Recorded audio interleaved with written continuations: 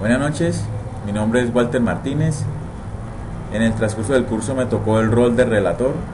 En este video hablaremos del capítulo 3, el salario y sus elementos constitutivos. Capítulo 4, el CRE o impuestos a la renta para la equidad. Bienvenido al curso de legislación laboral. El salario y sus elementos constitutivos. El salario. Tipos de salarios existentes. El salario es una compensación que recibe el trabajador por sus servicios. El salario mínimo puede fijarse en pacto o convención colectiva o en fallo arbitral. Para la fijación del salario mínimo, la comisión deberá decidir a más tardar el 15 de diciembre. Si no es posible concertar, la parte o partes que no estén de acuerdo deben obligatoriamente explicar por escrito las razones de la salvedad dentro de las 48 horas siguientes. Las partes tienen la obligación de estudiar esas salvedades y fijar su posición frente a ellas en el término de 48 horas. De nuevo, la comisión deberá reunirse para buscar el consenso según los elementos del juicio que hubieran llegado antes del 30 de diciembre.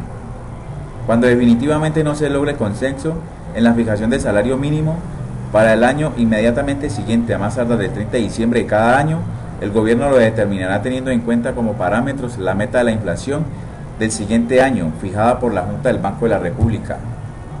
Conceptos salariales.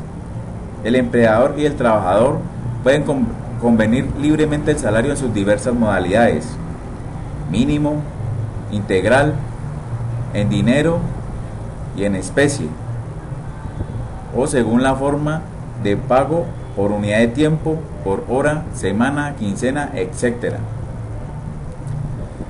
Pero respetando siempre el salario mínimo legal o el fijado en los pactos, convenciones colectivas y fallos arbitrales. Existen dos tipos de remuneración en materia laboral: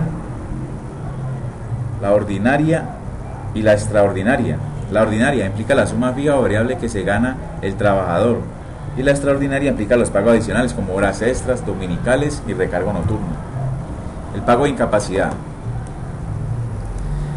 En caso de incapacidad comprobada para desempeñar sus labores ocasionada por enfermedad o no profesional, el trabajador tiene derecho a que el empleador le pague un auxilio monetario hasta 180 días, así las 2/3 partes del salario durante los 90 días y la mitad del salario por un tiempo restante. En este caso, hay una asunción de pago por parte de la EPS cuando la persona está afiliada al sistema. Pago de prestaciones. Los aportantes y los trabajadores independientes no podrán deducir de las cotizaciones en salud los valores correspondientes a incapacidades por enfermedad general y licencias de maternidad o paternidad. El pago de estas prestaciones económicas al aportante será realizado directamente por la EPS y EOC o a través de reconocimientos directos o transferencias electrónicas en un plazo no mayor a 5 días hábiles. Auxilio de transporte. No constituye salario, pero para el solo efecto de liquidación de prestaciones sociales deberá inclinarse en la base de la liquidación. La clara determinación de los pagos laborales que tiene carácter salarial es muy importante en la liquidación de prestaciones sociales y por tal razón deberá atenderse entre las sumas que constituyen el salario y a las que no son. Las vacaciones. Al ser las vacaciones un descanso remunerado, los pagos por dicho concepto hacen parte del concepto de nómina mensual de los salarios y por tanto se incluyen en la base para liquidar los aportes para fiscales compensados en dinero. Liquidación del trabajo extra y suplementario. El trabajo extra diurno se remunera en un recargo del 25% sobre el valor del trabajo ordinario diurno. El trabajo extra nocturno se remunera con el recargo del 75% sobre el valor del trabajo ordinario diurno. Ejemplo, para facilitar las operaciones que se pueden utilizar en las siguientes fórmulas.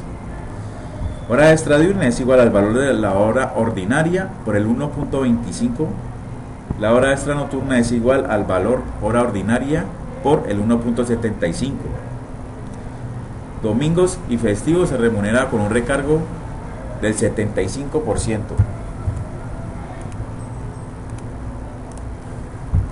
La nómina es un documento contable de contabilidad mensual que consiste en una relación nominal de cada una de las personas o trabajadores que prestan el servicios en las empresas. Aquí tenemos un claro ejemplo de los códigos y cuentas a pagar, descuentos de nómina. El CRE o impuesto a la renta para la equidad. Es un impuesto de carácter nacional. El hecho generador de este impuesto lo constituye la obtención de ingresos que sean susceptibles de incrementar el patrimonio de los sujetos pasivos en el año o periodo gravable.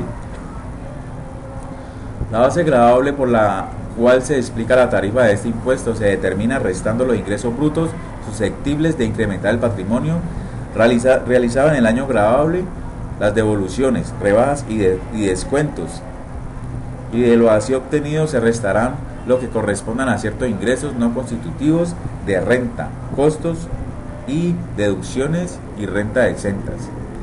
La tarifa de impuestos es del 8%, que se explicará la base gravable, pero por los años 2013 hasta el 2015 esta es del 9%.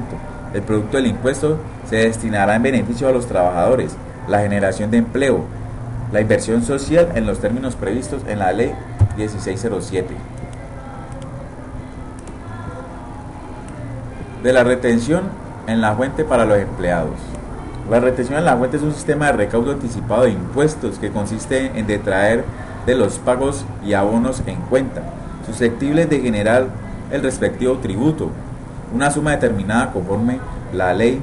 Todo empleador o contratante se encuentra obligado a deducir y retener una suma de lo pagado a sus empleados para cancelar anticipadamente el impuesto o renta y complementarios. En los bancos y demás entidades autorizadas, este mecanismo conocido como retención en la fuente permite a los empleados no obligados a declarar renta cancelar en su totalidad los impuestos a su cargo, y para los obligados a declarar constituye un pago anticipado al impuesto. Rentas exentas.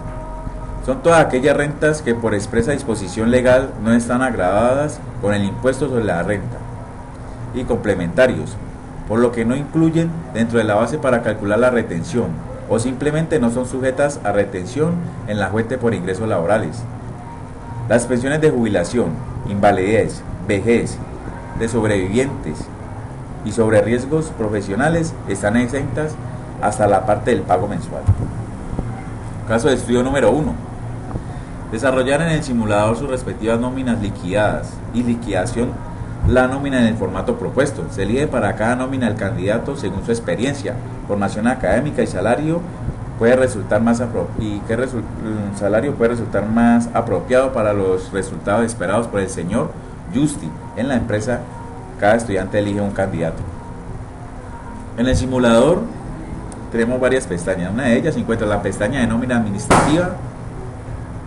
En este espacio se ingresa manualmente los datos del candidato elegido: nombre, salario, días laborados. Liquidar la nómina correspondiente a 30 días del presente año.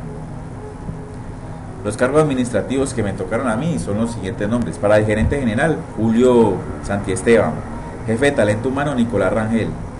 Contador o administrador, Fernando Zapata. Secretaria, Cristian Martínez Peralta. En la otra pestaña, la nómina. Mano de obra directa, personal operativo. En este espacio se ingresan manualmente los datos del candidato elegido, nombre, salario, días laborados, y la liquidación correspondiente a 15 días del mes de septiembre del año en curso. Son 5 operarios. Los operarios que me tocaron son Liliana Osman, Darío Zimbaquiva, Jairo Gil, Eric Larreñas y John Vélez. En el estudio de caso número 2, el señor Manuel Amateur, de nacionalidad chilena, soltero, administrador de empresas y contador público de profesión, con amplia experiencia en los negocios y en la parte financiera, pero sin ninguna experiencia en la legislación laboral colombiana. Piensa que las leyes colombianas son muchas. Para él, es lo menos importante para su empresa y se rehúsa a adaptarse a ellas. Él piensa que la dotación se debe entregar una vez al año y con eso es suficiente. También está en desacuerdo con los valores que se pagan en Colombia por las horas extras, recargos nocturnos y festivos. No cuenta con una buena relación interpersonal, tiene problemas de comunicación y es demasiado egocéntrico. Se propone un perfil para solucionar el problema y realizar lo necesario para cuidar la integridad de los colaboradores en el ejercicio de su compromiso laboral, adjuntando la hoja de vida para la postulación del cargo requerido. Las conclusiones de ese trabajo. La elaboración de este trabajo fue muy significativo para los estudiantes porque se logra el objetivo de desarrollar habilidades y destrezas y resaltar la importancia que tiene la legislación laboral en nuestro país de Colombia. Bibliografía, módulo de legislación laboral y algunos tutoriales que vimos. Le agradezco por la atención prestada, que pasen buen día.